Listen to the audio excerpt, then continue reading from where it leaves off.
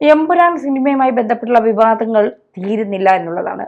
ആദായനികുതി വകുപ്പിന്റെ നോട്ടീസ് പൃഥ്വിരാജിന് കിട്ടി, പിന്നാലെ ആന്റണി പെരുമ്പാവൂരിനും. ആന്റണി പെരുമ്പാവൂരിനോടുള്ള ഒരു ചോദ്യം മോഹൻലാലിന് കൊടുത്ത പണം എത്രയാണ് എന്നുള്ളതാണ്. അപ്പോൾ പെട്ടെന്നൊരു നാൾ ഡ്രൈവറായി വന്നു, കോടികളുടെ നിർമ്മാതാവുന്നു. ഈ ഗോകുലം ഗോപാലൻ്റെതിനേക്കാൾ കൂടുതൽ അന്വേഷിക്കേണ്ടത് ആന്റണിയുടെ സോഴ്സിനെ കുറിച്ചല്ലേ? തീർച്ചയായിട്ടും എല്ലാ സിനിമാ പ്രവർത്തകരുടെയും വരുമാനത്തിൻ്റെ സത്യസന്ധത പൊതു മധ്യത്തിൽ അറിയേണ്ട കാര്യമാണ്. കാരണം ഇത് ജനങ്ങളുടെ പണമാണ്.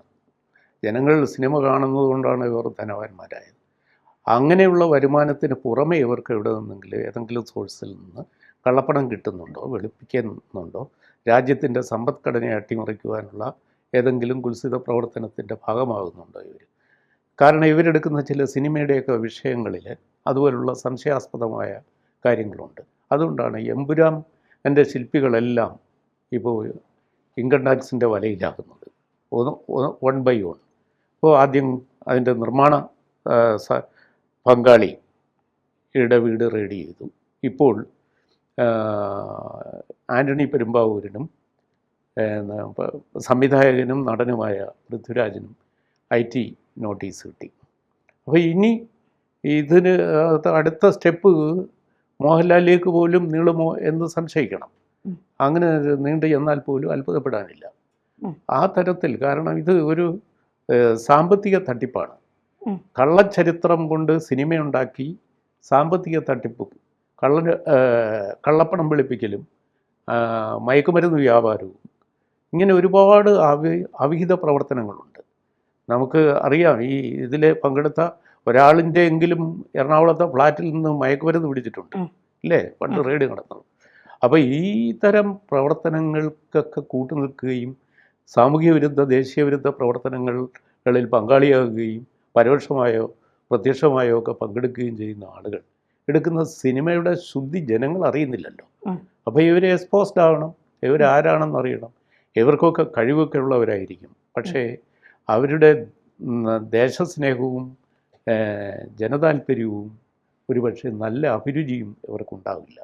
അപ്പോൾ അവരെ നമ്മൾ നിയമം മൂലം കറക്റ്റ് ചെയ്യേണ്ടതുണ്ട്. അതിൻ്റെ ഒരു ഭാഗമാണ് നാട്ടിൻ്റെ സമ്പദ്ഘടനയെ അട്ടിമറിക്കുന്ന പ്രവർത്തനങ്ങളിൽ ഇവർ ഏർപ്പെട്ടാൽ അത് തീർച്ചയായിട്ടും തടയണം. അതുപോലെ വിദേശ പണമിടപാട്, അതിനകത്ത് വിദേശ നാണയ വിനിമയ ചട്ടം പാലിക്കുന്നുണ്ടോ, ഇവർക്ക് ധനസഹായം ചെയ്യുന്ന മിഡിൽ ഈസ്റ്റിലെ സംഘടനകളും പ്രസ്ഥാനങ്ങളും ആരാണ്? ഞാൻ കഴിഞ്ഞ ദിവസം സോഷ്യൽ മീഡിയയിൽ ഇവിടെ പ്രചരിക്കുന്നത് പൃഥ്വിരാജ് ഗൾഫിലെ ഒരു സിനിമ വ്യാപാരിയുടെ കൂടെ നിൽക്കുന്ന ഒരു ഫോട്ടോ പ്രചരിക്കുന്നുണ്ട്. ഇപ്പോഴുണ്ട്, എൻ്റെ കയ്യിലുണ്ടതിപ്പോൾ. അപ്പോൾ അതിൽ അയാളുടെ ബാക്ക്ഗ്രൗണ്ട്, അയാൾ പിന്നെ പാകിസ്ഥാനിലും പിന്നെ ഗൾഫിലും UAE-യിലും ഒക്കെ കേന്ദ്രീകരിച്ച് ഈ സിനിമയുടെ കള്ള പ്രിൻ്റുകൾ എടുത്തിട്ട് കച്ചവടം നടത്തുന്ന ആളാണ്. അതിന് അയാൾ നോട്ടപ്പുള്ളിയാണ്. അങ്ങനെ ഒരാളുമായിട്ട് വളരെ സൗഹൃദപൂർവ്വം പിന്നെ ഫോട്ടോയ്ക്ക് പോസ് ചെയ്യുന്നു ഈ നാട്. അപ്പോൾ അത് യാദൃശ്ചികമായ സംഭവമായി കണ്ടുകൂടാ. അപ്പോൾ അത് ഒക്കെ വെച്ചുകൊണ്ട് ഇവരുടെയൊക്കെ ബന്ധങ്ങളും ഇവരെടുക്കുന്ന സിനിമയ്ക്കെടുക്കുന്ന തീമുകളും കഥകളും അതിൻ്റെ ഇടപാടുകളും അതിൽ പങ്കാളിയാകുന്നവരൊക്കെ അറിഞ്ഞോ അറിയാതെയോ ഇതിൽ പങ്കെടുക്കുകയാണ്, ദേശവിരുദ്ധ പ്രവർത്തനങ്ങളിൽ പങ്കെടുക്കുകയാണ്. അവർ സൂക്ഷ്മമായിട്ട് നോക്കണം. ഇന്ത്യയിലെ വ്യവസ്ഥാപിത നിയമ സംവിധാനം അവർ സൂക്ഷ്മമായിട്ട് നോക്കണം. ഒരു ലക്ഷ്യത്തോടെ ആയിരിക്കുമോ ഇവരൊക്കെ? കാരണം ദേശവിരുദ്ധത പറഞ്ഞ് മറ്റാരെയോ സൂചിപ്പിക്കാനായി ഇന്ത്യയിൽ നിന്നുകൊണ്ട് ഇന്ത്യ വിരുദ്ധത പ്രചരിപ്പിക്കുക, ഇല്ലാ കഥകൾ പ്രചരിപ്പിക്കുക, ഇതൊക്കെ ഇപ്പോൾ സാർ പറഞ്ഞതുപോലെ പുറം രാജ്യങ്ങളിൽ നിന്നുള്ള ആളുകളെ അല്ലെങ്കിൽ ദേശവിരുദ്ധമായ കാര്യങ്ങൾ പ്രചരിപ്പിക്കുന്നതിലൂടെ ഇവർക്ക് നേട്ടങ്ങൾ ഉണ്ടാകും. അത്തരത്തിലാണ് ഇവർ ഈ കാര്യങ്ങളിലേക്ക് കടക്കുന്നത്. അവർ പല ആളുകളുടെയും ഈ ഇന്ത്യയോട് വളരെ ശത്രുതാ മനോഭാവം ഉള്ള ഒരുപാട് ശക്തികൾ ഇന്ത്യക്ക് പുറത്തുണ്ട്. അതിപ്പോൾ ഇന്ത്യയുടെ പ്രതിപക്ഷ നേതാവിനെ സഹായിക്കുന്ന, ഇപ്പോൾ അമേരിക്കയിലെ ജോർജ് സോറോസിനെ പോലെയുള്ള ശക്തികൾ, ധനശക്തികൾ, അവരൊക്കെ ഇന്ത്യൻ പൊളിറ്റിക്സിൽ എപ്പോഴും ഇടപെടുന്നുണ്ട്. പലതരം സ്കോളർഷിപ്പുകൾ, പല ധനസഹായ പദ്ധതികൾ, മാധ്യമങ്ങളെ വിലക്കെടുക്കുക, പ്രചരണ സംവിധാനങ്ങളെ എടുക്കുക. അതുപോലെ സിനിമ പ്രവർത്തകരെ അവർ കാര്യമായിട്ട് എടുക്കും. കാരണം സിനിമ ഒരു ശക്തമായ പൊതുജന മാധ്യമമാണ്. ജനങ്ങളെ സ്വാധീനിക്കാൻ വളരെ എളുപ്പമാണ്. അതിലൂടെ അവരുടെ അവിശുദ്ധമായ രാഷ്ട്രീയം, അസത്യം നിറഞ്ഞ കഥകളിലൂടെ ഗൂഢരാഷ്ട്രീയം ഇന്ത്യയിലേക്ക് കടത്തിവിടുക, ജനങ്ങളിൽ തെറ്റിദ്ധാരണ ഉണ്ടാക്കുക, എന്നിട്ട് ഭീകരപ്രവർത്തനങ്ങളെ വഴിവെച്ചു കൊടുക്കുക. അങ്ങനെ ഒരു അന്തഃഛിദ്രം ഇന്ത്യക്കകത്ത് ക്രിയേറ്റ് ചെയ്യുവാനുള്ള പ്രവർത്തനങ്ങൾ, അതിൽ ഈ അറിഞ്ഞോ അറിയാതെയോ ഈ സിനിമാ പ്രവർത്തകരെ ചെന്ന് വീഴുകയാണ്. അവരുടെ ലക്ഷ്യം ഒരുപക്ഷെ ധനം സമ്പാദനം മാത്രമായിരിക്കും. പെട്ടെന്ന് ഒരാൾ, ഒരു അഭിനേതാവ് മഹാകോടീശ്വരനായിത്തീരുന്നു, ശതകോടീശ്വരനായി മാറുന്നു, മഹാനഗരങ്ങളിൽ വലിയ പാർപ്പിടങ്ങളൊക്കെ പെട്ടെന്ന് വരുന്നു. ഒരു മലയാളത്തിലെ ഒരു പെറ്റി ആക്ടർക്ക് ഇത്രയും വലിയ വരുമാനം ഇടുന്നവരുന്നത് അത് നമ്മൾ സൂക്ഷിക്കണ്ടേ? അത് സമയത്ത് എത്ര ആളുകൾ ആജീവനാന്തം സിനിമയിൽ പ്രവർത്തിച്ചിട്ടും ബോത്തൻസ് മീറ്റ് ചെയ്യാതെ അസ്തമിച്ചു പോയി. എത്രയോ മികച്ച കലാകാരന്മാർ, സ്ത്രീയും പുരുഷനും ഒക്കെ. അവർക്കൊന്നും ഇല്ലാത്ത തരത്തിൽ വളരെ 10-12 വർഷം കൊണ്ട് സിനിമയിൽ കളിക്കുന്ന ഒരു ചെറുപ്പക്കാരൻ ശതകോടീശ്വരനായിത്തീരുന്നു. അതിൻ്റെ സോഴ്സ് എന്താണെന്ന് ഈ ഇന്ത്യയിൽ പിന്നെ നിയമവ്യവസ്ഥ പരിശോധിക്കണമല്ലോ. ആ പരിശോധിക്കാനുള്ള ഒരു അവസരമാണ് ഈ എമ്പുരാൻ തുറന്നു കൊടുത്തത്. അതിൽ പെട്ടിരിക്കുകയാണ് അവരെല്ലാം. ഇപ്പോൾ ഇൻകം ടാക്സിൻ്റെ വലയിലാണ്.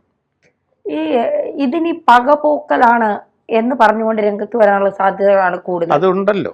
അതിപ്പോൾ ഇത് മുതലെടുക്കാൻ ഇവിടുത്തെ പ്രതിപക്ഷ കക്ഷികൾ ചാടി വീണു പറഞ്ഞപ്പോൾ അവർ തന്നെ പറഞ്ഞതെല്ലാം അവർക്ക് അബദ്ധമായി.